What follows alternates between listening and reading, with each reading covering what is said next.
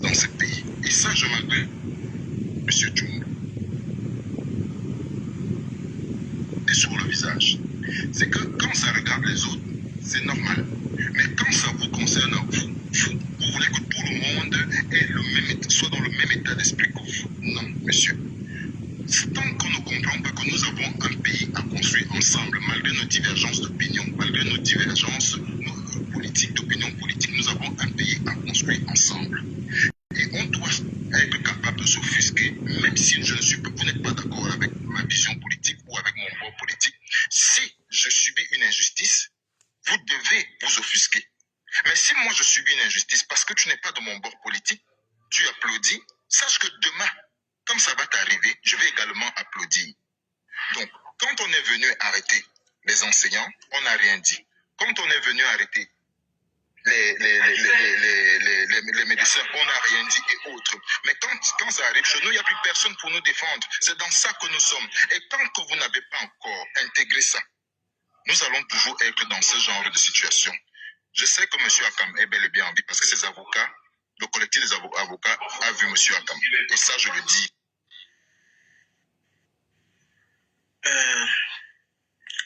L'attente était bien longue du Camer. Pourquoi j'ai réduit, hein? Je te remercie pour l'initiative prise en ce qui concerne le débat. Parce que comme j'ai eu à le dire tout à l'heure, c'est dans le cafouillage que ceux qui n'ont rien à proposer prennent leurs pieds. Nous n'allons pas leur permettre de prendre davantage leurs pieds parce que ici et ce soir, il sera question d'un débat idée contre idée, argument contre argument. Je ne sais pas si Ghislain est là. Il a dit tout à l'heure qu'il a apprécié discuter avec les révolutionnaires parce que c'était la toute première fois qu'il voyait quelqu'un du MRC très posé. Contrairement à des révolutionnaires qui n'est que sympathisant du MRC, moi je suis militant de ce parti, je suis militant encarté. Dans un débat d'idées, j'en ai tellement dans le ventre, j'en ai tellement dans la poche que pour déconstruire la malgouvernance du RDPC, je n'ai pas besoin d'être grossier, je n'ai pas besoin de donner des coups en dessous de la ceinture. J'ai entendu quelqu'un dire ici que Steve Akam n'est personne. Je lui concède son droit de dire que Steve Akam n'est personne. Il a posé la question de savoir si pour chaque individu interpellé, l'État devrait communiquer quand est-ce que l'État doit travailler. Nous devons donc conclure ensemble qu'il est plus opportun de consentir des tranches horaires à diffuser des montages vidéo d'1h30 ou un peu plus où on fait l'apologie de M. Biya. D'ailleurs, le directeur général de la CIA TV l'a déclaré. La CIA TV est le tantam du chef de l'État. Nous comprenons donc que les médias d'État ne peuvent être utiles que lorsqu'il faut faire l'apologie de M. Biya, mais s'il faut utiliser ces médias pour communiquer sur la situation d'un citoyen, alors il est plus utile de dire que ces citoyens-là ne représentent absolument rien. Quelqu'un a parlé du cas de Bruno Bidjan tout à l'heure. Moi, je vais dire ici que je n'ai pas été d'accord avec l'arrestation et l'incarcération de M. Bidjan parce que, eu égard des motifs qui ont été évoqués pour justifier son interpellation, nous avons dit que ce n'était pas opportun. Peut-être on peut nous faire le procès de n'avoir pas mis beaucoup d'énergie pour dénoncer comme nous dénonçons. Ça, je fais exprès.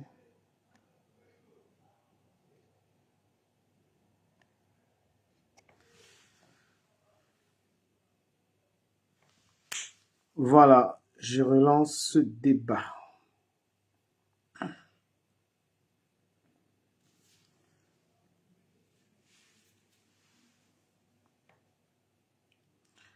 Voilà, Bobson, tu es là. J'ai coupé pour relancer pour qu'on débute le débat. Voilà, j'attends les révolutionnaires. On avait déjà plusieurs personnes qui sont... Non, c'est pas grave, c'est pas grave. On ouvre une nouvelle page. Okay. Voilà, on ouvre une nouvelle page. C'est mieux parce que le direct, ça avait déjà fait 2 heures, c'était trop. Là, on recommence un truc. En 1 heure, on débat. J'attends monsieur Steve. Ok.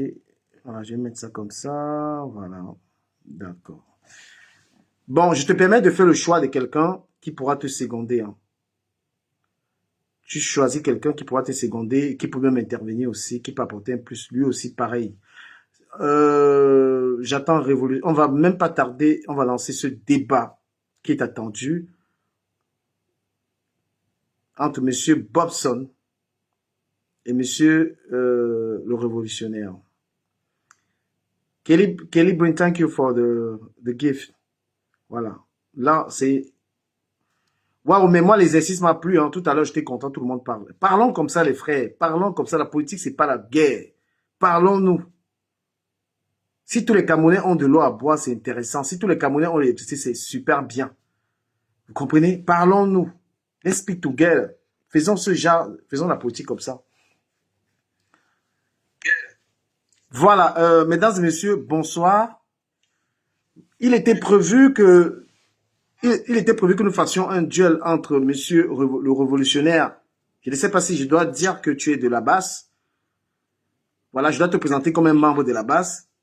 Et monsieur Bobson, je ne sais pas s'il faut te présenter comme un membre. Non, je ne suis pas de la basse. Clairement. Ben, tu es un activiste. Je vais me présenter tout à l'heure, mais je ne suis pas de la base, je tiens à le préciser. Ok, de toute façon, voilà, parce que si j'organise un duel, je dois savoir qui sont mes invités. Voilà, tu n'es pas de la base. Je suis activiste politique. Pro-MR6. J'évolue seul. Pro-MR6, bien entendu, je l'ai toujours réclamé. Je soutiens le MRC, du moins pour l'instant. De toute façon, je vais omettre de vous présenter. Vous allez le faire vous-même lors de vos prises de parole. Voilà, je vais dire aux Camerounais que j'ai organisé un débat. Moi, j'ai un panel dans lequel je permets à tous les Camerounais de venir débattre et que c'est un panel dans lequel il est strictement interdit d'aller dans les extrêmes, c'est-à-dire de s'attaquer à certaines valeurs. Les opposants, je dis aux Camerounais que les opposants sont aussi, participent aussi à la vie politique d'un pays. Ils méritent le même respect que nous donnons à ceux qui nous gouvernent. Voilà, donc il est important de respecter les opposants au pouvoir et de respecter également ceux qui nous gouvernent. Et de respecter également les institutions. Donc, mon panel est donc ouvert à tous les Camerounais parce que j'ai envie que les Camerounais se parlent. J'ai envie que les Camerounais se parlent, bien qu'on ne soit pas d'accord. Et c'est parce que nous allons discuter ensemble, comme on l'a fait tout à l'heure, que nous allons transmettre à nos jeunes frères une éducation politique. Que si Stéphane Tchoumbou est activiste, moi je ne le suis pas, et qu'on peut s'asseoir et discuter. Que ce n'est pas une affaire personnelle, que ce n'est pas une affaire des tribus. C'est un message que nous envoyons parce que les élections arrivent au Cameroun. Pour l'instant, ils boivent les bières au Cameroun. Mais nous avons déjà commencé à débattre de ce qui se passe dans notre pays. C'est important. J'aimerais que vous preniez ce que nous sommes en train de faire comme... c'est-à-dire que c'est quelque chose de positif pour nos jeunes frères. Voilà. Maintenant, voilà le débat qui est lancé. Le thème, c'est de parler du Cameroun, du bilan, du renouveau, et puis parler également du MRC. Nous allons commencer à donner la parole à monsieur révolutionnaire. Ça va se faire en 5 minutes. Qui va introduire et démarrer. Vous savez, il y a de quoi on va parler. Nous allons parler que du Cameroun. Et s'il vous plaît, chers panélistes, faisons-le dans le respect. Respectons ceux qui nous gouvernent. Respectons ceux qui aspirent à nous gouverner. Sans plus tarder, je donne la parole à monsieur révolutionnaire. Moi, je ne prendrai pas position. Je serai tout simplement en train de modérer. J'ai rien à dire dans ce débat. Je vous prie, mesdames et messieurs, de partager le direct. Je vous prie également d'encourager par les cadeaux, voilà, pour encourager l'initiative. Et toutes les personnes qui souhaitent avoir ce genre de débat avec quelqu'un peuvent me proposer et moi, je donne mon panel. Mon panel est neutre. Mon panel est neutre. Alors, monsieur révolutionnaire, il est 21h27. Vous avez environ 5 minutes de parole. Okay, thank you. I will start my speech today in English. Why? Because I still remember that Cameroon is a bilingual country. Even though I'm Francophone, I will start my speech in English. And then whoever have a problem with that can say it in the comment section. Okay. Why do I start my speech in English? Because I use it as a reminder of who we are. We are Cameroonians. We are a country that used to be two different entities. One that was Cameroon, Anglophone Cameroon, one that was Francophone Cameroon. And I'm speaking in English also for some people that have been for so long frustrated by the situation they are living. We have a country to build. And you guys who are here with us have to remember that Cameroon is a bilingual country. One of the worst things that Cameroonians are living right now is injustice. injustice that Cameroonians from Anglophone region called Nozo are living, and then we have lost at least 20,000 Cameroonians so far. It's a shame that we lost so many of our brothers and sisters when we know that they could have never, that situation could have been prevented. But unfortunately, we have a leader that has that habit, the habit of trying to stick in power, the habit of trying to stay in power no matter what. So for all those regions, I start my speech in English just to remind every single Cameroonian that is here that Cameroon is a bilingual country, and the biggest minority that we have in this country are Anglophone Cameroonians. When I said that, I'm going to switch in French and explain myself. J'ai donc commencé mon propos en anglais. Pourquoi? Parce que j'aimerais rappeler aux uns aux autres que le Cameroun est un pays bilingue. Un pays qui a été constitué de deux entités, un Cameroun francophone, un Cameroun anglophone. Ne l'oublions jamais. Et je le parle pour la mémoire de 20 000 civils camerounais décédés et de 3 000 militaires camerounais décédés à nos jours. Pour une guerre qui n'aurait jamais dû avoir lieu. Vous allez donc dorénavant nous écouter, mon adversaire aujourd'hui, Bobson, sur le bilan de 42 ans de règne de Biya, parce qu'il a accepté de défendre ce bilan. Il s'est présenté comme celui qui va nous expliquer clairement, auprès des uns et des autres Camerounais, comment en 42 ans, Biya a pu bien gérer le Cameroun, ou quels sont les bienfaits. Bref, il nous fera l'état des lieux et bien sûr, il nous parlera de l'avenir selon sa perspective. Quant à nous, notre objectif sera d'évoquer tour à tour la critique liée à cette Thank you, Mr. Steve. Your time you have reached. Non, ça fait 3 minutes. J'ai le chrono, monsieur. Ok, vas-y, go on. Yeah. Ok, merci. Je disais donc tantôt, il devra nous expliquer qu'est-ce qu'il a comme bilan tout au long de ces 42 ans, et il devra nous donner les perspectives d'avenir, nous parler du Cameroun, la raison pour laquelle il estime que son champion Biya a bien géré le Cameroun. Par ailleurs, moi, mon travail sera essentiellement de porter la critique sur ces 42 ans de règne et de faire la proposition de projet de société ou du programme politique du MRC. Je ne vais pas m'attarder plus longtemps que cela. J'aimerais rappeler à Dukamer que pendant qu'il dit 5 minutes, je suis en train de... Ok, thank you very much. J'ai fait exactement 4 minutes, mais je laisse la parole à merci. Voilà. I wanted to remind you also that me, myself, I do speak English. I'm also bilingual. I wanted to remind you guys that you can have one person in the panel. You can have anyone that you want in the panel. Voilà, donc vous pourriez éventuellement avoir une personne pour vous seconder, qui peut même prendre la parole. Donc c'est un débat, normalement, vous êtes là et vous avez une personne. Et je suppose que Justin est là pour apporter son soutien à Bobson, et que Stéphane est là également pour te seconder au cas où vous nécessiterez leur intervention. Alors, Monsieur Bobson, vous avez 5 minutes. Nous sommes à 31. Alors, merci beaucoup, mon cher Dukamer, pour cette initiative ô combien louable, qui va nous permettre d'aborder des questions importantes pour le Cameroun, du moins, pour certains, moi je pense, de mieux comprendre le Cameroun, de comprendre les nuances à la fois de notre mode de vie, les nuances de notre économie, les nuances de notre région, et de comprendre que tout n'est pas forcément noir ou blanc, qu'il y a des zones grises. Pour que tout le monde sache qu'il y a des défis auxquels le Cameroun est confronté, mais il y a également des réalisations, il y a de belles réalisations. Le Cameroun aujourd'hui a encore des défis, et le Cameroun a eu des défis, que ce soit sécuritaires, que ce soit des défis économiques, au cours des années précédentes, mais en disant que le Cameroun s'en sort plutôt bien, c'est vraiment le fond de ma pensée. Et loin de moi de défendre la prétention de défendre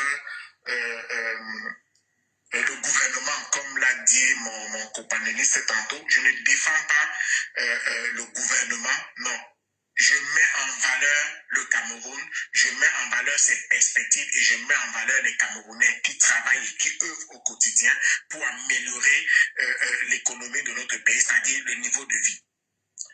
Nous avons également des défis sur le plan judiciaire, sur le plan juridique si vous voulez, mais je vais plutôt dire judiciaire. Nous avons des défis parce que aujourd'hui encore au Cameroun, on peut se faire arrêter pour des raisons fallacieuses. C'est un fait. Et au Cameroun aujourd'hui, il y a également la justice qui parfois s'exprime parce qu'il y a des professionnels de justice qui s'arrangent chacun à son niveau à faire son travail de manière sereine, loin de la corruption, pour tenter d'apporter un certain équilibre et mettre tout le monde en sécurité. Mais est-ce que tout cela comment je dirais, est-ce que tout cela est parfait? Non, ce n'est pas parfait. Comme je dis, il y a des défis et nous devons donc travailler ensemble pour relever ces défis-là. Je voudrais prendre une minute, une pensée pour nos frères du Nord-Ouest et du Sud-Ouest qui aujourd'hui subissent la torture des brigands, des bandits, qui se réclament sécessionnistes, qui tuent, qui pillent, qui violent des femmes, des enfants, nous l'avons vu, et saluer la bravoure des forces de sécurité et de défense qui œuvrent et qui sacrifient leur vie pour la sauvegarde et la sécurité des populations. Alors, just give me 1 minute to express my gratitude to all our Cameroonians from Northwest and Southwest to try to set them some courage, to encourage them to fight against those terrorists who are trying to take from them their life, to remove from them the security. I would like to thank all those who fight every day to survive, who fight every day to work in the deepest security environment. And let me greet all of Cameroonians to the support that you bring to all our brothers and sisters from Northwest and Southwest who live in Douala, Yaoundé or other cities. Thank you everybody. Bye. Vous pourrez, si vous voulez, quand c'est votre tour, vous pouvez passer la parole à une personne. Hein. Vous pouvez désigner une personne qui parle. C'est à toi, Steve. Si tu veux, il y a Stéphane qui est là, tu peux lui donner la parole dans ton temps. C'est toi qui choisis. Vas-y. Oui, dans le raisonnement de l'un d'eux, je vais faire l'effort de leur soutien. Oui. Oui, en attendant, je vais revenir sur les propos qu'a tenus mon adversaire. Il a évoqué clairement son soutien en anglais aux forces de défense et sécurité du Cameroun. Avant ça, j'aimerais repréciser aux uns aux autres qui nous écoutent. N'oubliez jamais, l'État du Cameroun est la propriété du peuple camerounais. L'État est là pour servir la volonté du peuple camerounais. L'État est là pour servir le peuple. En clair, l'État est là pour protéger et défendre le citoyen camerounais. C'est la vocation, c'est la raison d'être de l'État du Cameroun. Nous avons une situation d'exception. Vu que nous sommes en train d'embrayer dans la crise du Nozo, on va donc commencer par ce sujet. Nous allons donc clairement dire que 20 000 civils camerounais sont morts à la date d'aujourd'hui, sinon plus. Du moins, les chiffres des différents organismes internationaux le font clairement, en font clairement état. Ils font clairement état de plus de 3 000 soldats camerounais. Ils sont morts pourquoi? Ils sont morts parce que des dirigeants de notre nation ont été incapables d'installer des conditions d'un dialogue franc et inclusif qui a rendu cette région aujourd'hui pratiquement ingouvernable. C'est un des échecs principaux du régime Biya. Et j'aimerais apporter à ce moment-là, j'aimerais dire à ce moment-là que les origines de cette crise ne sont pas si récentes que certains voudraient bien la faire croire. Cette crise est une crise ancienne, est une crise qui a été implémentée par le régime Biya, dont la volonté a toujours été de régner sans partage. Régner sans partage sur la gestion du Cameroun, ne donnant certainement pas l'opportunité à la communauté camerounaise qui vit en région anglophone de pouvoir véritablement s'exprimer ou du moins d'exprimer les réalités de son vécu. Pourquoi je dis cela? Je dis cela parce que en 2016, nous connaissions l'origine de cette crise, deux éléments majeurs, les avocats qui réclamaient une représentativité différente au sein de la justice de leur région, notamment parlant du code OHADA, du code OHADA qui n'avait jamais été traduit jusqu'à date en langue anglaise, qui était essentiellement en langue française. On est en 2016, ça veut dire que ce code OHADA qui avait été adopté en 99, si je me souviens bien, ou au pire des cas en 2000, il n'avait jamais été traduit en anglais et pourtant il était applicable sur l'ensemble du territoire camerounais. Pendant 16 ans, des Camerounais qui gèrent, des avocats camerounais ont dû subir des textes qui ne leur permettaient pas, dont la compréhension de la langue ne leur permettait pas. Excusez-moi. Par ailleurs, vous avez d'autres revendications qui étaient les revendications de compréhension des enseignants qui réclamaient d'autres choses tout aussi simples. Malheureusement, au souvenir des uns et des autres, une extrême violence leur est tombée dessus, notamment en leur envoyant d'abord les élèves de l'école de police de Moutenguene, qui sont déchaînés sur ceux-là, plus tard des groupements d'intervention de la police qui ont commis les premières actions qui ont fait tomber les premières personnes.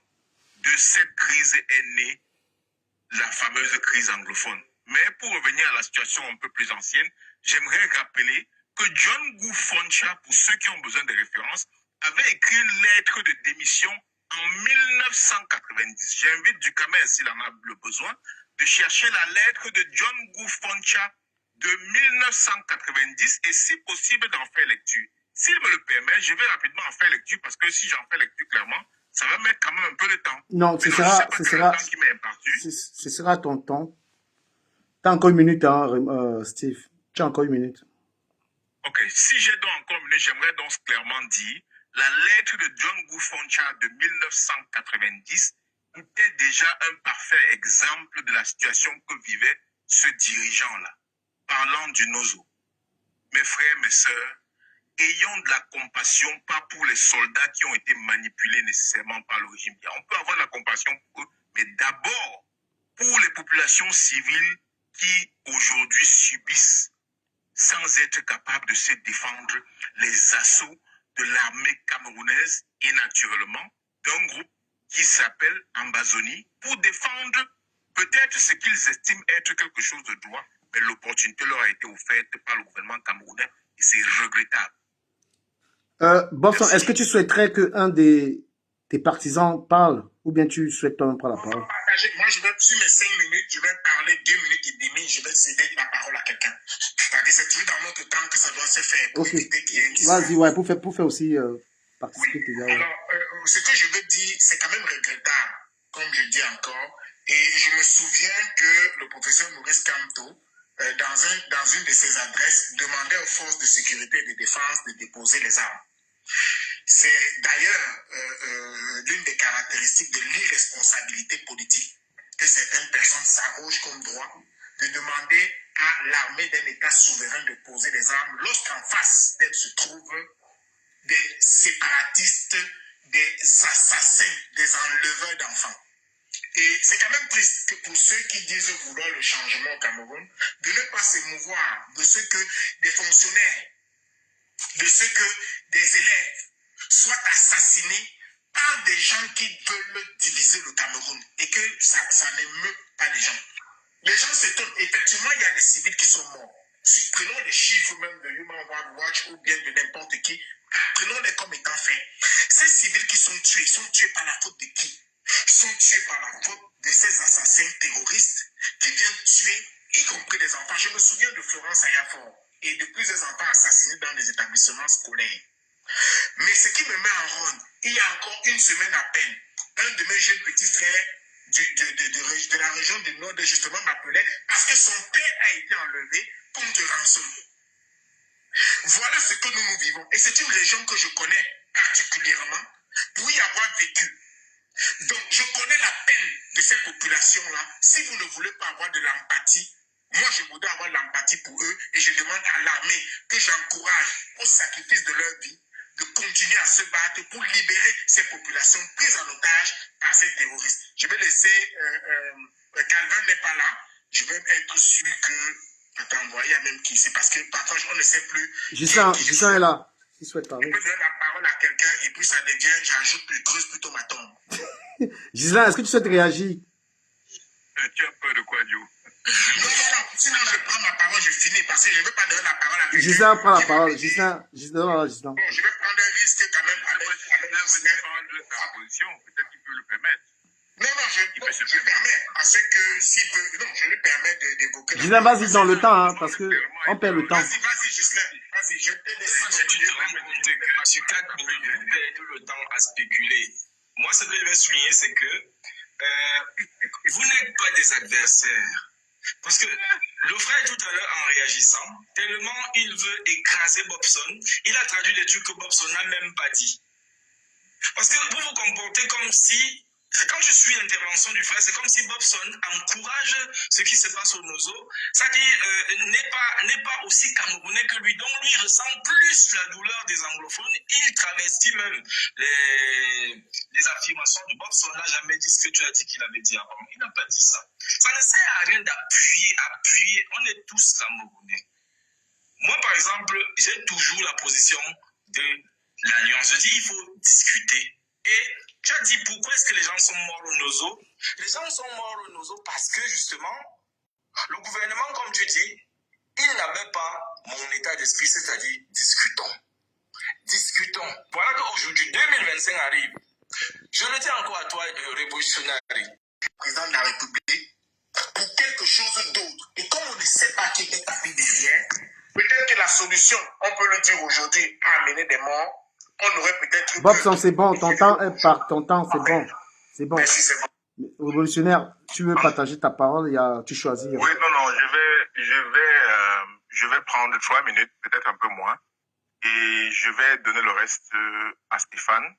D'accord. Donc, Stéphane, se prépare, s'il te plaît. Bon, je vais augmenter le temps. Je vais augmenter le temps à 8 minutes.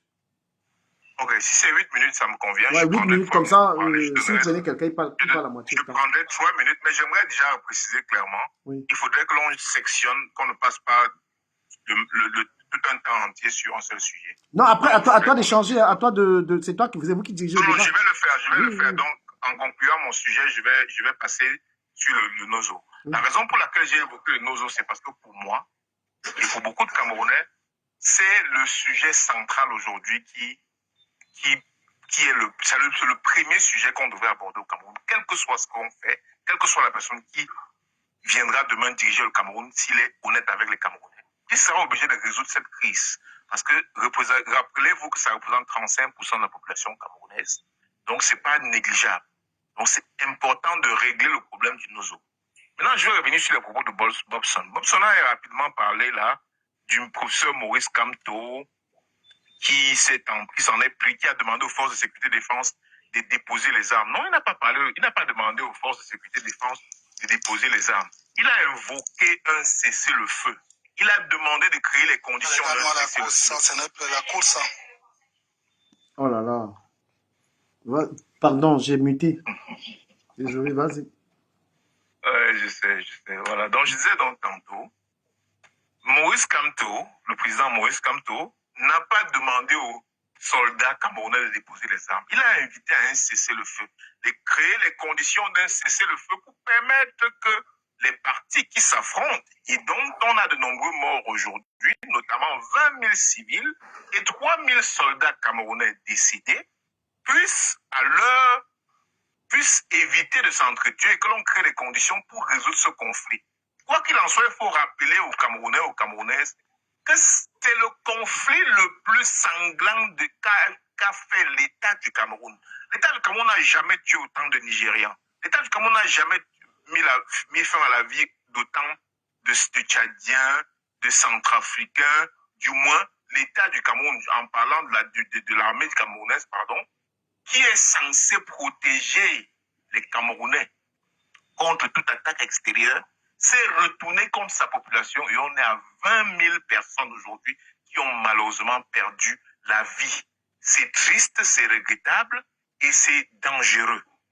La raison pour laquelle le président Maurice Kamto donc, a demandé le cessez-le-feu et les conditions d'un dialogue est que cette crise, le fait de parler des mains de soldats camerounais, les exactions des Camerounais, des soldats camerounais dans la région du Nozo sont légion. Si on sort même du Nozo, on va au Nord Cameroun, on se souvient d'une vidéo que l'État du Cameroun nous a fait croire. Si tu n'as pas cédé ta parole, tu as fini ton temps. Laissez-moi, non, je n'ai pas fini, il me reste 4 minutes, s'il vous plaît. Je suis en train de chronométrer tout le temps comme vous le dites. Donc, je disais donc tantôt que pendant qu'il a donc dit cela, il fallait donc rappeler donc au Nozo, au nord du Cameroun, il y a une situation comme celle-là qui a prévalu et qui a fait mourir des Camerounais. L'État du Cameroun a menti en accusant le Mali et les Maliens qui avaient été accusés finalement avaient failli créer un incident diplomatique. Et force a été de reconnaître que le Cameroun était effectivement responsable de ces exactions-là. Pour les exactions dans l'armée camerounaise, il y en a.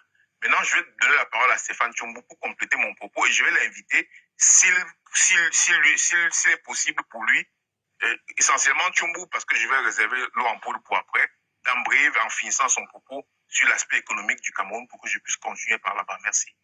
Ok, monsieur Stéphane Tchombo, vous avez la parole. Ok, merci pour ton exposé et merci pour ce jeu. Je pense que ici vraiment ça va être plus convivial et j'apprécierais davantage que le modérateur puisse aller dans ce sens-là parce qu'on a eu des panels que des gens nous ont dit au départ qu'ils étaient là pour écouter des Camerounais, mais par après on s'est rendu compte que c'est transformé en réceptacle d'amplification de la haine tribale. J'espère que toi, au moins, on pourra te faire confiance pour éviter tout genre de dérive et pour justement permettre que les Camerounais se parlent. Voilà, continuellement. Merci. Sur la situation anglophone, je pense que ça a été très bien évoqué, bien analysé, parce que qu'est-ce que Révolution a fait? Il a posé le diagnostic, mais dans son diagnostic, il parle du constat selon lequel nous sommes l'État du Cameroun, que l'État devrait protéger tous ses enfants. Donc ça veut dire quoi? On va pas exclure les Camerounais, parce qu'ils sont Camerounais, et il pose les causes qui nous ont amenés aujourd'hui à une amplification de cette guerre qui est devenue vraiment une guerre civile, mais très claire. Bon, j'étais un peu choqué quand d'autres sont revenus, en faisant croire qu'il les jouait sur des émotions lorsqu'il posait ce diagnostic-là, alors que c'est très faux. Mais par contre, quand j'ai écouté les autres, on a assisté techniquement à une exploitation des conséquences de cette guerre dans le but de vouloir démoniser ou bien exclure et faire comprendre que les autres sont des démons et que les autres sont dans des rôles. Si on continue, et c'est ça qui nous dérange dans la condescendance et dans la mauvaise foi de ceux de nos adversaires sur le plan politique, justement, qu'ils veulent dénier, en fait, qui font expressement d'évacuer la problématique du Nozo, qui estiment que ceux-ci n'avaient pas le droit de seulement se soulever et de dénoncer l'état de gestion de notre pays. Et je pense qu'avec ça, nous n'arriverons pas à une solution. Oh, la solution aujourd'hui, elle ne sera pas militaire. Chanter les louanges de notre armée que nous respectons, parce que nous, on n'a rien contre notre armée, parce que c'est des braves patriotes, on l'a vu. Et d'ailleurs, cette armée n'appartient pas au président Paul Biya, même si on voit aujourd'hui qu'il est en train d'utiliser des manœuvres dans le but de la rendre à une armée qui voudra justement pleinement être transformée pour ses propres services dans le but de réprimer le peuple camerounais. Mais néanmoins, ce qu'il évoquait ici, il est important de dire que si nous voulons arranger ce point, il est probable, il faut, et c'est pour ça qu'il est évoqué, parce que d'autres ont voulu aussi pervertir les propos du professeur Maurice Kamto, comme quoi que l'armée devait déposer les armes, alors qu'il appelait juste à une résolution politique, c'est-à-dire à appeler les Camerounais à discuter, à parler entre eux. Parce qu'on a appelé ce qu'on a vu, le monologue, qui n'avait rien aujourd'hui. Ça continue toujours cette guerre. Vous voyez qu'il n'y a pas de sérieux dans la résolution de ce conflit. Et c'est pour ça que nous interpellons davantage qu'il va falloir, justement, poser de bons raisonnements. Mais si on écoute toujours des gens qui sont, justement, dans l'exclusion, dans l'insulte, et dans le fait croire qu'on méprise les autres, et qu'il y a une complicité internationale dans le but de sécessionner le pays, je suis désolé, parce que même si on entre véritablement dans des enjeux géopolitiques, il s'avère que les conclusions sont jouées après 4 ans, qu'il n'y a aucune externalité qui en profite de cette situation d'ailleurs, parce que ces externalités sont bien en train d'armer Paul Biya, ils sont avec lui pour que ça continue à être exploité, ces guerres avancées, pour satisfaire les déshydratats des amis de M. Paul Biya. Donc, je pense qu'aujourd'hui, pour nous, ne nous regardez pas comme des démons, mais nous autres, nous estimons que finalement la situation anglophone est une situation politique. Et finalement, moi je le dis aujourd'hui dans mes propres réflexions, que c'est Paul Biya est le problème, il fait partie du problème, et je ne pense pas que celui-là aura la solution. La solution viendra peut-être ailleurs. Merci. Merci Stéphane, on a fait les 4 minutes, mais je fais une précision. J'invite les panélistes à avoir du respect pour tout le monde. Ici, c'est M. Kamto, ici, c'est M. Paul Biya. On va respecter tout le monde dans les appellations. On va même respecter aussi les panélistes. Il faut qu'on soit d'accord là-dessus. Il n'y a pas de dire ici, il n'y a pas question ici de dire Kamto, c'est un monsieur, ni Paul Biya. On va un peu habiller le nom de tout le monde. Après tout, ce sont des Camerounais. Même si on n'est pas d'accord avec leur manière de diriger ou quoi que ce soit, j'exige qu'on mette un peu de la courtoisie quant à leur appellation. Nous avons donc M. Bobson. Vous avez 8 minutes. Hein, à vous de savoir comment vous les gérez. On est à 56. Vas-y.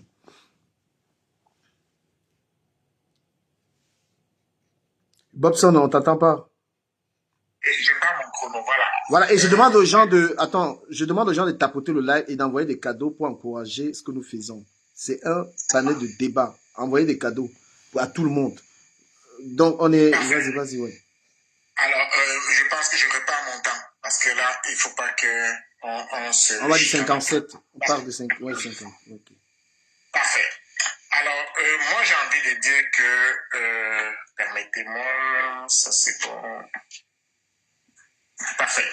Alors, je vais dire une chose. J'ai l'impression que nous ne sommes pas sur le même panel.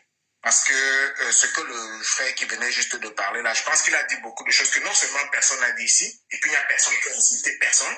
Personne n'a insulté personne. Ce n'est ni dans ma culture, ni dans mes habitudes. Je n'insulte pas. La façon que j'ai de m'exprimer, c'est de faire valoir la vérité. Et l'impact de mots, parfois à lui seul, il suffit. Alors, le professeur Maurice Kamto, vous pouvez le nier, mais toutes les vidéos, parce que je n'ai pas le temps de les fouiller, j'ai un seul téléphone. Il avait bien dit à l'armée de déposer les armes. Et je me rappelle, j'avais fait toute une vidéo de près de 2 heures sur cette thématique-là, de déposer les armes. Tellement j'avais été choqué.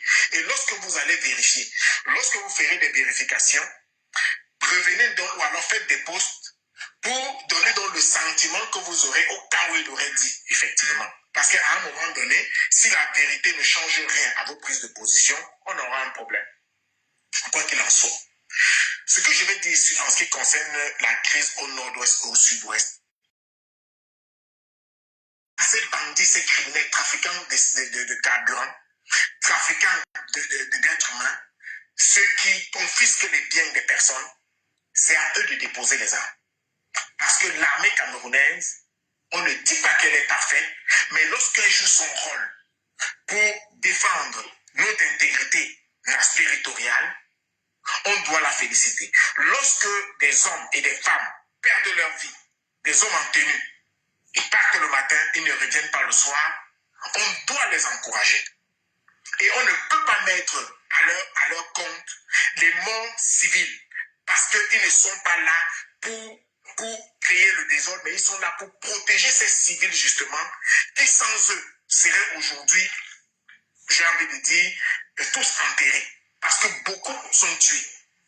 Vous vous souvenez des bombes et des machettes mises c'est-à-dire des machettes, une attaque à la machette dans un établissement où des élèves ont été assassinés. Des élèves du primaire ont été assassinés. Mais vous ne les relevez jamais.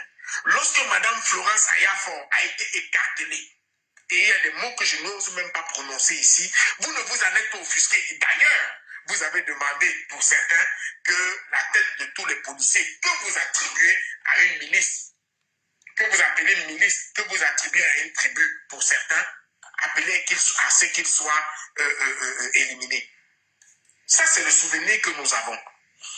Pour revenir dans les faits, et la réalité des faits, c'est que l'armée camerounaise protège les populations au nord-ouest et au sud-ouest.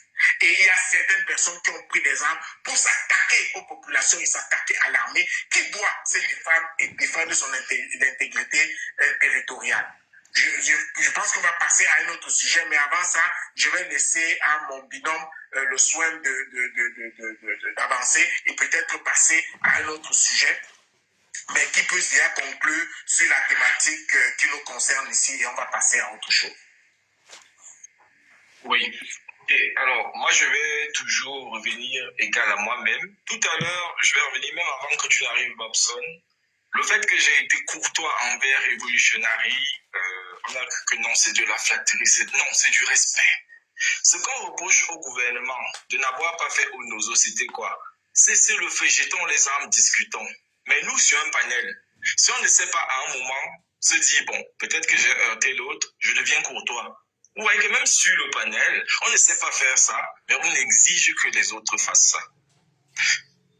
Moi, je dis, nous tous, on dit la même chose. J'ai écouté Stéphane quand il parlait. Je suis d'accord avec 80% des choses qu'il a dites. Sauf que il a sa façon de le dire. Et les mêmes choses qu'il dit, je les ai entendues ailleurs. Sauf que lui, il veut peut-être que ça soit dit comme il dit. C'est peut-être à ce niveau-là souvent qu'on se perd, mais on dit la même chose. Et quelqu'un qui va être nuancé, parce que moi j'essaye de nuancer, j'essaye toujours d'être nuancé. Ce n'est pas que je soutiens, mais je dis toujours, peu importe ce qui arrive, il faut toujours qu'on essaye d'avoir de la répartie. Parce que la répartie empêche de faire de grosses erreurs, de très très grosses erreurs. Mais ça ne veut pas dire que tu soutiens. Or, dans des panels, quelqu'un a cité des panels qui vont souvent en dérive.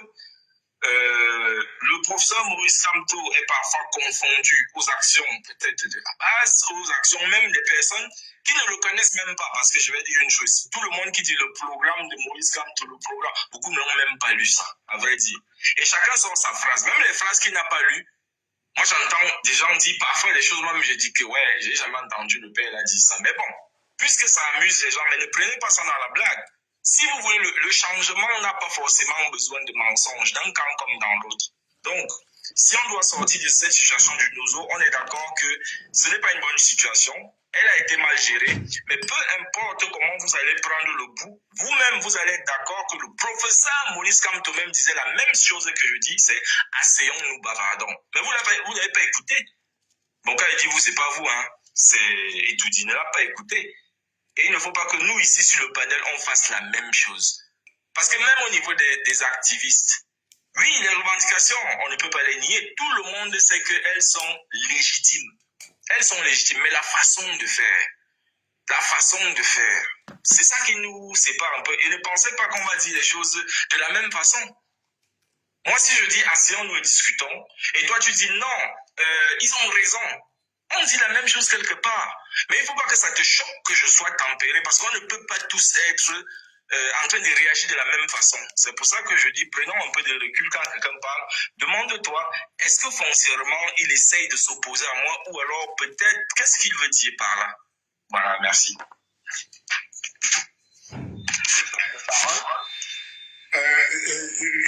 J'apprécie vraiment la façon dont tu parles, parce que parfois on se perd dans nos débats et on pense qu'il faut absolument avoir raison. Sur les questions du nord-ouest et du sud-ouest, en réalité, moi je suis outré que les gens mettent la responsabilité sur l'État du Cameroun et ne blâment jamais les sécessionnistes, ne blâment jamais ces terroristes-là. C'est comme si dans un conflit, ceux qui ont mon temps de parole ou c'est le tien, Bobson? Je crois que c'est mon temps de parole. Non, mais c'est mon temps, je parle, on a 8 minutes. Bobson, c'est pas ton temps. Bobson, c'est pas ton temps, Bobson. Les 8 minutes sont arrivées à épuisement. Bobson, c'est pas ton temps. Moi, j'avais 3 minutes 41 secondes. Non, Bobson, c'est pas ton temps. Non, c'est bon, tu as commencé à 50. Non, c'est bon, il n'y a pas de problème. Moi, j'ai mis le chrono, donc il n'y a pas de problème, c'est bon, je sais. Vas-y, monsieur Révolutionnaire, on te prend à 10h04, 22h04. Oui, je sais que c'est 8 minutes, donc je sais que je ne vais pas déborder les 8 minutes. Les uns et les autres ont écouté certaines personnes parler. J'ai écouté Ghislain, moi je lui en tiens pas rigueur. Il essaie d'être fuyant, je comprends. Mais je dis clairement, quand vous analysez un problème, l'essentiel, ce n'est pas les conséquences de ce problème, c'est les causes de ce problème. On cherche à comprendre les causes d'un problème. Quand on a compris les causes d'un problème, on peut en déduire les conséquences et à ce moment-là, on peut en tirer les résolutions. Comment résoudre un problème si on ne parle pas de ses causes? Les causes du problème du Nozo ne sont pas les actions des Ambazoniens. Parce qu'avant 2016, avant 2017 plus précisément, il n'existait pas d'entité appelée Ambazonien. Il existait des Camerounais qui manifestaient et qui se faisaient tuer, qui perdaient la vie, par l'armée du territoire national de notre pays. C'est clair et c'est net. Pour l'essentiel des personnes qui sont ici connectées, qui veulent faire des recherches, faites des recherches sur YouTube, sur Google, vous verrez que les premières personnes qui ont perdu la vie au Cameroun, en région du Nozo, sont des civils. Ils sont morts sous le coup des balles des forces de sécurité camerounaises. Et je tiens à rappeler aux uns aux autres que, en plus de cela, de nombreux Camerounais et Camerounaises ont subi des violences et même violés. Ça a été fait à l'université de Boya. Les vidéos sont encore disponibles sur les réseaux sociaux. Là, on est en 2016. Là, c'est les exactions de l'État du Cameroun. Je ne suis pas d'accord que des soldats camerounais aient perdu la vie, mais ce sont les conséquences. Donc, pour résoudre le problème, on commencera par les causes. Une fois que j'ai donc évoqué cela, je vais demander, puisque je suis déjà à 3 minutes de mon temps de parole, je vais demander à l'eau en poudre de clôturer ce propos concernant le Nozo et surtout d'évoquer l'aspect ou les propos qu'avait tenu Maurice Kamto concernant cette crise anglophone en 2 minutes pour que je puisse revenir, en 3 minutes, pardon, pour que je puisse revenir parler 2 minutes plus tard d'un autre sujet parce que je vais sortir de la crise du Nozo. Merci. En poudre, je t'écoute, s'il te plaît. Oui, révolutionnaire, merci de me faire cet honneur. Je voudrais faire constater à Ducamel que notre audience a considérablement chuté, pas parce que nous ne disons pas des choses importantes, mais parce que ici, nous ne sommes pas dans une guerre, il n'y a pas d'insultes, il n'y a pas de propos haineux. Dès lors qu'il faut débattre, il y en a qui estiment que ce n'est pas dans leur intérêt. Ceux qui n'ont rien à proposer trouvent l'intérêt beaucoup plus dans le désordre. Et je te l'ai dit, lorsqu'il faudra débattre, tu verras très peu de personnes qui vont se prêter à ce jeu. Moi, j'ai entendu beaucoup de choses qui ont été dites. Le révolutionnaire a brillamment planté le décor. Moi, je ne vais pas revenir là-dessus. Mais il y a des choses qui ont été dites par Bobson qui sont inexactes, notamment l'assassinat des enfants dans le sud-ouest. Je crois que c'était dans une école primaire, Moda Francesca, si je ne me trompe pas. On avait accusé les Ambazoniens, mais après des enquêtes d'Equinox et bien d'autres médias, il avait été établi que ce sont nos forces de défense et de sécurité qui étaient à l'origine de cela. On avait demandé qu'on ne débatte pas trop dessus parce que c'était mettre l'armée en difficulté, c'était affaiblir l'armée.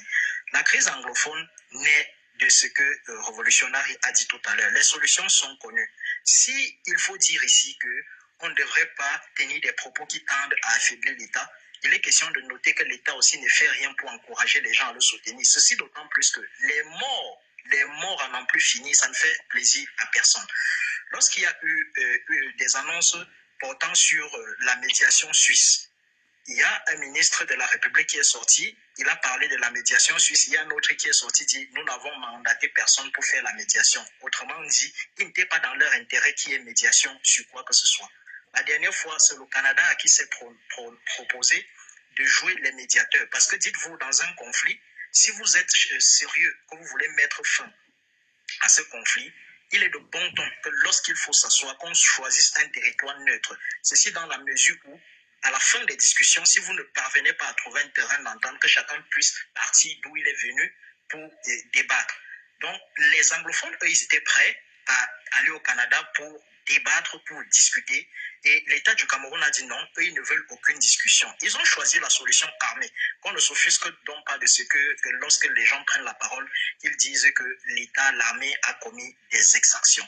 Le rôle régalien de l'armée, ce n'est pas de sortir les muscles pour qu'on dise que non, celui-ci a le plus gros bras, celui-ci a le plus gros biceps. C'est de contribuer à ce que chaque citoyen dans son pays se sente en paix. Et si avec sa propre armée, on ne se sent pas en sécurité, qu'en sera-t-il si pour une raison ou une autre, l'État du Nigeria venait à nous envahir? Donc ça, je vais m'arrêter. Merci. Avant que l'autre camp ne prenne la parole, je vais... C'est 3 minutes parce parce qu'il a évoqué 5 minutes. Là, maintenant, je suis au chrono. Hein. Ah, ok. Qui doit donc prendre la parole? 3 minutes. Il reste 3 minutes. Ok. Non, j'ai voulu qu'il parle du Nozo pour que j'embraye sur Ok, vas-y, vas-y, donc, vas-y. Garantis-moi 3 minutes. Ok, vas-y, les 3 minutes. Si tu veux bien les donner à Stéphane, c'est à toi de voir. Ah non, je ne les donne pas pour le moment à Stéphane. Je réserve Stéphane pour une autre rubrique. Ok. Et je vais rapidement embrayer parce qu'on a évoqué longuement le Nozo. On ne va pas rester éternellement sur le Nozo, bien que le Nozo est hyper important. J'ai décidé donc de passer à autre chose, notamment l'économie. J'espère que mon frère Bobson est préparé pour l'économie. On va parler de l'économie camerounaise. Et moi, je vais simplement dire, puisque c'est un homme qui aime les chiffres, j'aimerais seulement rappeler à M. Bobson, puisqu'il aime aussi des références. Des références sont, pour le cas d'espèce, la Banque mondiale. Banque mondiale, si vous avez besoin des références, on parle à ce moment-là du PIB par habitant. Ou alors, on va parler de la croissance du PIB annuel. La croissance du PIB annuel, la plateforme est nécessaire, c'est la Banque mondiale. J'espère qu'elle fait quoi? Donc, vous allez taper tout simplement données.banquemondiale.org/indicateur/ vous faites la recherche qui vous convient concernant la Banque mondiale. Qu'est-ce qui m'intéresse en ce qui concerne la Banque mondiale? L'économie m'intéresse et notamment la croissance parce que M. Bobson, lors de notre dernière conversation, il y a un bruit là, je ne sais pas lequel, juste un ton bruit. C'est bon. Merci.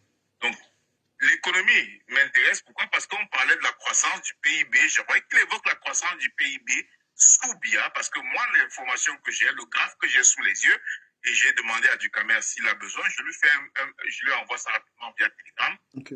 Le graphe de la Banque mondiale que j'ai nous indique le taux de croissance du Cameroun. On va partir de 1960. Il était à 1% en 1960, il était à 2%. En 65, il était à 4,6% en 66. Il était à 6,3% en 68. Il était à 10,7% en 74. Il était à 11,2% en 75. Il était à 22% en 78. Taux de croissance, je précise.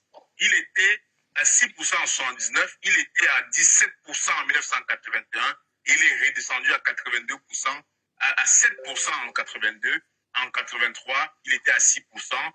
En 86, il était à 6%. En 87, il était à moins 7%.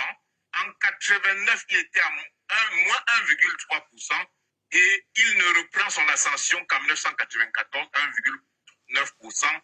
3,9%. Qu'est-ce que j'ai essayé d'établir? J'ai essayé de présenter clairement que les 21 ans ou 22 ans qui ont géré le règne de Aïdio, on a une croissance constante qui a commencé bien entendu dans un pays qui était en proie à la guerre avec le maquis et tout, mais qui a fini par atteindre la cime des 22%.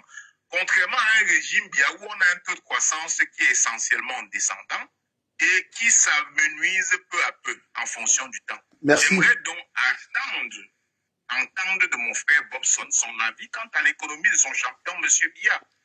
Ok, on est dans les temps. Avant de passer la parole à Bobson, je vais faire intervenir les invités en 2 minutes. On va donner la parole à Eloge qui est là, il va faire 2 minutes. Après, on va donner la parole à Stéphane. Les invités vont parler très rapidement. Ils vont donner leur avis. Eloge, on veut ton avis en 2 minutes sur tout ce qui est dit.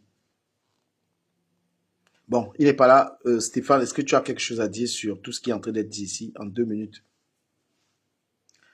Tapotez le live, s'il vous plaît, et partagez-le. Bon, Stéphane, je pense qu'il a eu un souci. Eloge n'est pas là. Ok, Bobson, tu as la parole. Merci infiniment. Mais avant de prendre la parole sur l'aspect économique, je vais d'abord rectifier vraiment. Le temps de chacun, s'il te plaît, attends un peu, Bobson. C'est combien de temps que tu lui donnes? C'est 8 minutes. C'est 8 minutes. Vous avez 8 minutes. Il a 8 minutes. C'est 8 minutes et tout le débat. Ok, je note. Désolé. Ok. Bon, Bobson, s'il te plaît, attends donc. Stéphane est là, il va réagir en 2 minutes. Ok, vas-y. Oui. Ok, désolé, hein, vraiment, j'ai une mauvaise manipulation. Oui, bien sûr, c'est bon qu'on parle du volet économique qui est très important, qui nous renvoie quand même sur le bilan de M. Paul Biya.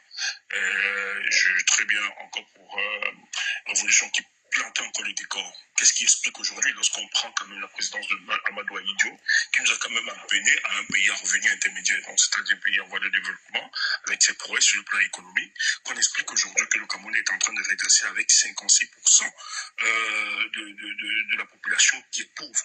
Comment on peut expliquer quels sont les indicateurs? Et il faut évacuer les questions géopolitiques que les gens ont tendance à nous évoquer.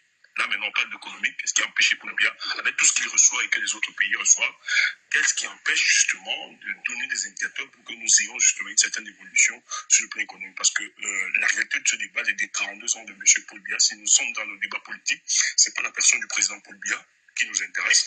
D'ailleurs, c'est parce qu'il est président que nous évoquons. Mais en réalité, c'est que sur le partage du gâteau national, où on attend le ruissellement de cette économie au niveau des populations, on ne retrouve rien. C'est pour ça que nous estimons qu'il faudra forcément passer à un autre leadership parce que ils sont en manque d'inventivité politique finalement. Et ça nous dérange parce qu'ils utilisent toutes des techniques dans le but de se fossiliser au pouvoir, alors qu'il peut y avoir des Camerounais qui pourront avoir des propositions et des solutions économiques pour que nos populations puissent en profiter. Donc, je peux le dire pour un premier jet. Merci. Eloge, tu as la parole sur ce qui est dit, ton avis, très rapidement. Ghislain, à toi la parole. Elo, si tu n'es pas là, on va te descendre. Ghislain, en 2 minutes, s'il te plaît. Je suis là. Voilà. Mon micro était éteint. Vas-y. Voilà. Ce que moi j'allais dire, pour booster l'économie, faut-il nécessairement monter au pouvoir? Ces experts qui ont la solution pour que l'économie soit boostée, qu'ils fassent des propositions au Camerounais, au gouvernement, pour que l'économie soit boostée. Pourquoi ils attendent seulement qu'ils soient au pouvoir pour le booster? Pardon, il faut qu'on arrête. Le Cameroun, c'est notre pays tous. Il faut arrêter l'enfumage. C'est notre pays, c'est notre cher pays.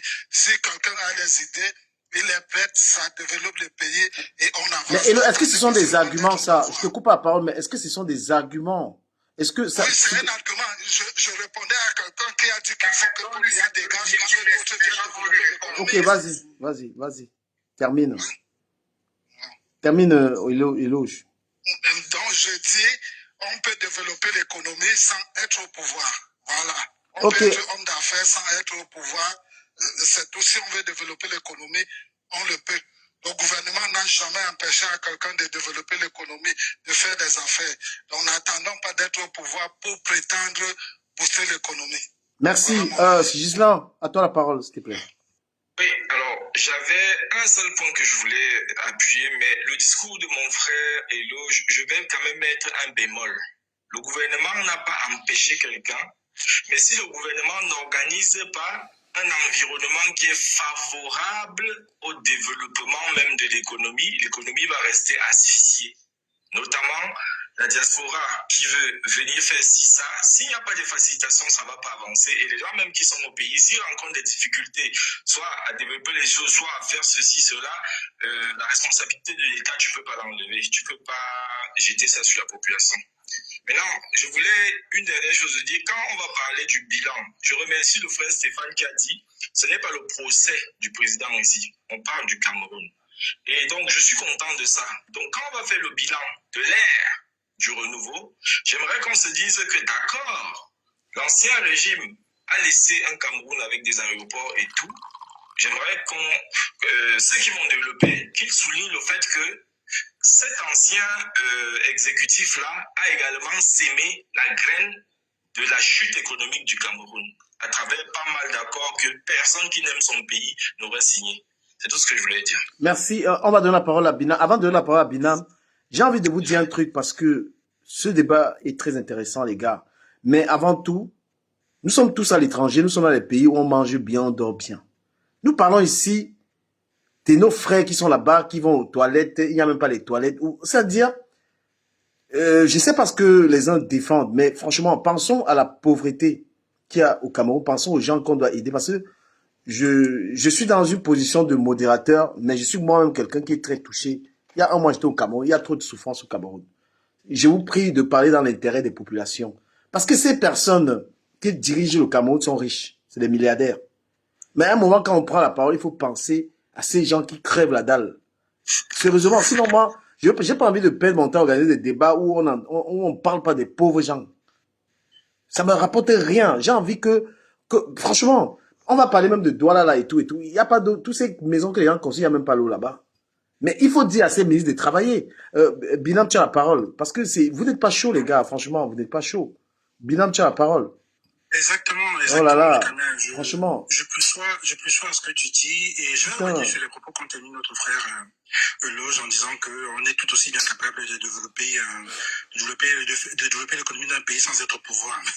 C'est au-delà du enfin, je vais mettre cela sur le compte de la méconnaissance des mécanismes des mécanismes qui permettent justement à un pays de pouvoir se développer par l'entremise de la gestion politique de la chose économique. Donc, par exemple, dans la revue qu'a fait de Révolutionnaire sur le taux de croissance du Cameroun pendant la période de l'Ancien Régime, au moment où M. Ahidjo était au pouvoir, c'est parce que Ahidjo avait une vision, il avait une stratégie, il avait des plans, il a mis en place des plans quinquennaux, il avait une vision à moyen terme et à long terme sur où est-ce qu'il voulait que le Cameroun parte. Les gens oublient, on a connu dans ce pays des taux de croissance annuels de 20%. C'est-à-dire que si on prend ne serait-ce que 10% comme taux moyen, si on avait continué dans la lancée de ce que M. Ahidjo était en train de faire, aujourd'hui au Cameroun, le Cameroun serait au même niveau que la Corée du Sud. On ne se rend même pas compte de ça. C'est-à-dire qu'il y a eu une telle chute, il y a eu une telle cassure entre la politique qui était mise en place par l'ancien régime et celle du nouveau régime. La cassure a été telle qu'on passe d'une trajectoire qui nous mène vers ce que est la Corée du Sud aujourd'hui, à un pays, même en Afrique centrale, on est aujourd'hui derrière des pays comme le Gabon, comme la Guinée équatoriale, en termes de niveau de vie. La Guinée équatoriale, la petite Guinée équatoriale, là à côté, qui est en train de construire une nouvelle capitale, ex-Nihilo.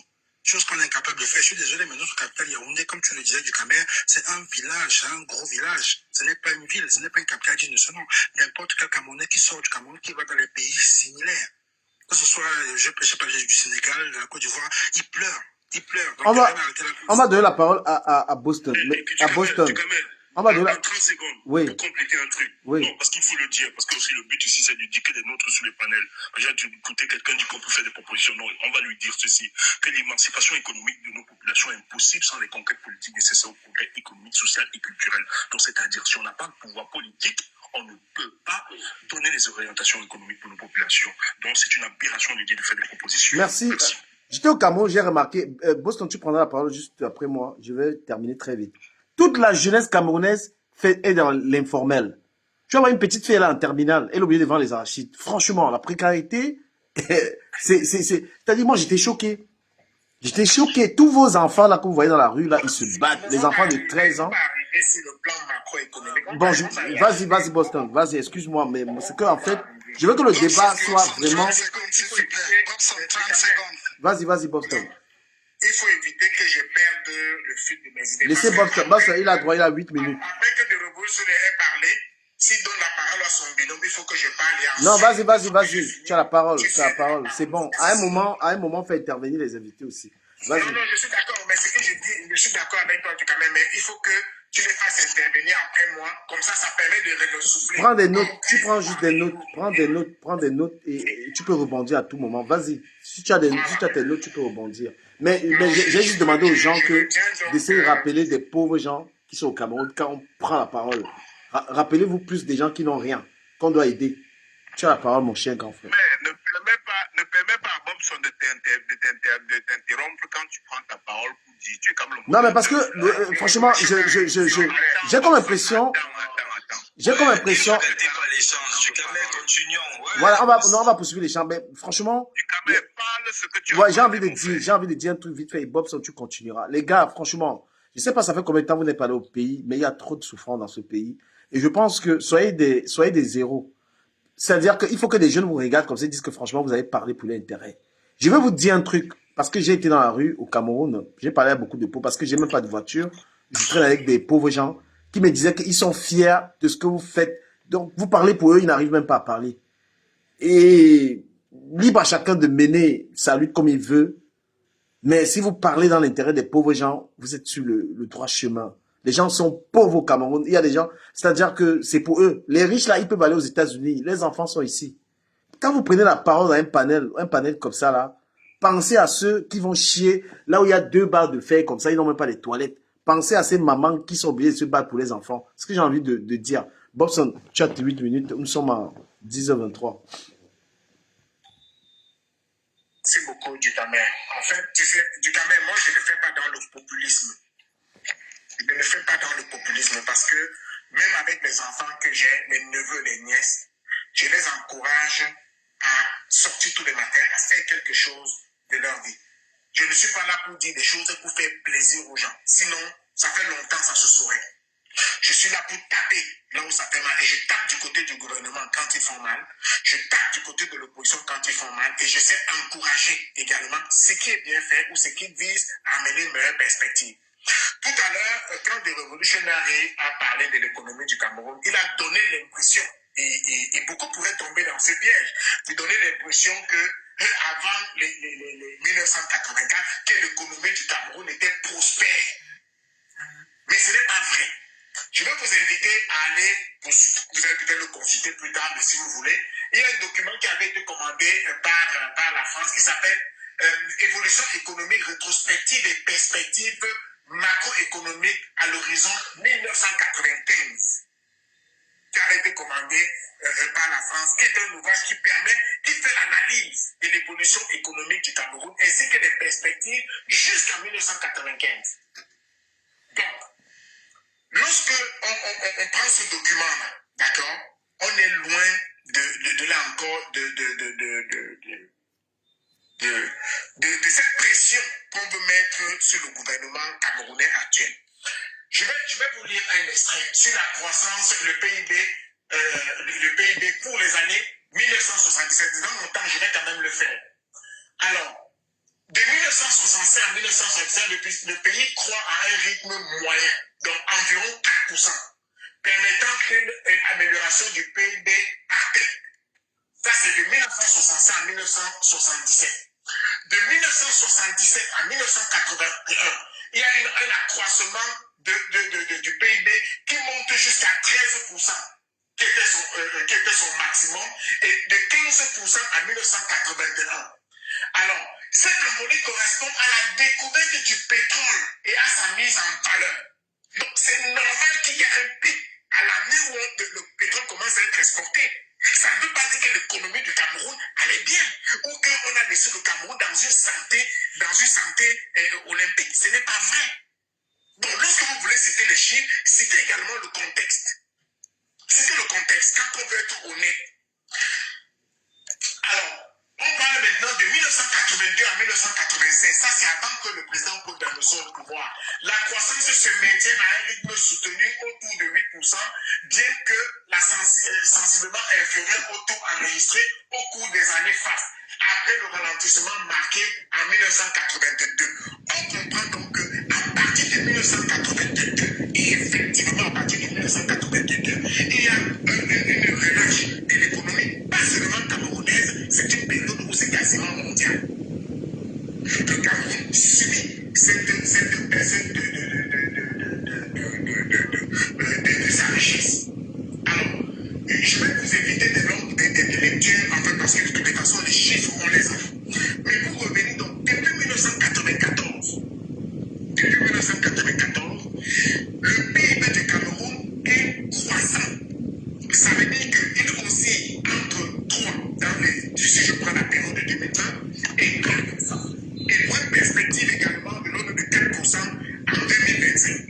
Donc, pour moi, lorsque je prends ces indicateurs-là, je me dis que nous n'avons pas une économie qui est en perte.